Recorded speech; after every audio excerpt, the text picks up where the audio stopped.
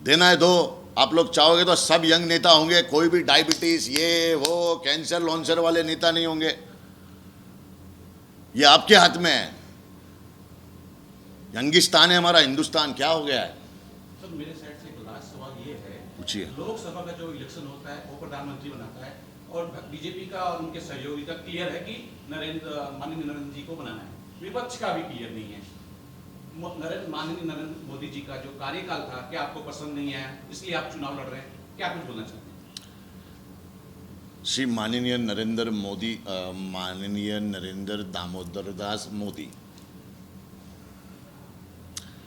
वो बोल रहे थे मंगलसूत्र पे कोई बात बोल रहे थे हमारे प्रधानमंत्री जी।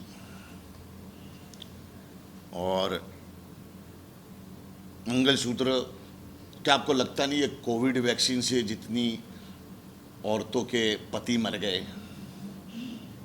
उनका मंगलसूत्र नहीं है? क्या आपको लगता नहीं है जितने किसानों ने फांसी लगा ली, आत्महत्या कर ली, क्या उन लोगों का मंगलसूत्र नहीं है, उनकी बहू बेटियों का? क्या जितने जवान देश के लिए बॉर्डर पे शहीद होते हैं उनकी बीवियों का, उनकी बच्चियों का मंगलसूत्र नहीं है? देखिए, किसान और जवान देश के रीढ़ की हड्डी है। क्या आपको लगता है मोदी जी ये दोनों हड्डियों को संभाल रहे? मोदी जी किसको संभाल रहे?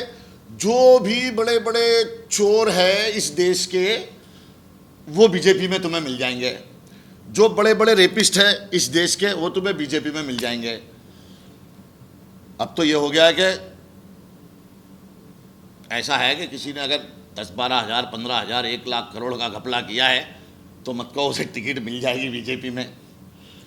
और अब वर्षा गायकवाड़ जी भी, मुझे एक चीज़ उनकी बुरी लगी कि उनकी रैली में उन्होंने, वो सेक्युलर है, कांग्रेस पार्टी तो सेक्युलर है, चलो कहती है मुसलमानों के हमदर्द है, समझ में आता है, वो भी आपका वोट बैंक ही है मुसलमान, नहीं तो आप मुसलमान को सीट दे देते, किसी एमपी मुसलमान को खड़ा करते, लेकिन वो आप वोट बैंक ही है, वो आपका खेल है।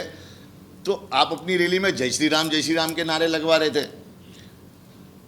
ये सेक्युलरिज्म नहीं हुआ तो फिर आप खुल के जो है वैसे वोट मांगिए, ऐसे चल के वोट मत मांगिए। तो धर्म के नाम पे राजनीति करना बंद कर दीजिए।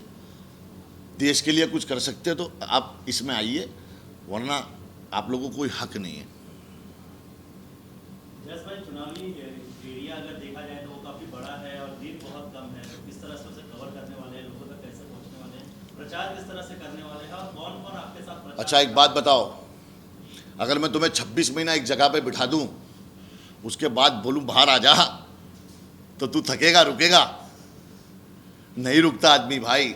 मैं अंदर इतना प्लान बना के आया हूँ ना, 6 दिन आदमी एक जगह पे बैठ जाए तो उसको ऐसा निकालेंगे ना तो ऐसा भागेगा। मालूम है, जानवर को गुफा में बंद कर देते, निकालते तो कैसा भागता है वो। अभी शेर को इन लोग ने गुफा में बंद कर दिया था, अब इन लोग खोले शेर को, शेर अभी खाली दहाड़ेगा। मैं कहाँ सोने वाला हूँ भाई, मेरे को तो ऐसे भी इंसोम्निया है, मालूम है। ये बीमारी शाहरुख खान और अमिताभ बच्चन को है, और हमारे प्रधानमंत्री नरेंद्र मोदी जी को भी है, और वॉइस मेरे को भी है तो अब तू समझ जा। अपनी कैंपेनिंग में किसको बुलाना पसंद करते हैं आप? अगर आप कैंपेनिंग करेंगे अभी, क्या अकेले करेंगे? ये बहुत बड़ा सवाल है। यार, मैं कैंपेनिंग में बिलीव नहीं करता हूँ कि आप ये स्टार को बुलाइए। ये मेरे सारे स्टार दोस्त हैं, सारे इन्फ्लुएंसर बच्चे मेरे दोस्त हैं। अब क्या मैं इनको बुला बुला के अगर वोट मांगूंगा, मेरे को वोट दो, मेरे को वोट दो, तो मेरा खड़े रहने का मतलब ही क्या हुआ? मैं अपने लेवल पे मेहनत करके वोट लूँगा, बल पे बल, अपना बल, इसलिए डंबल लिया हूँ मैं।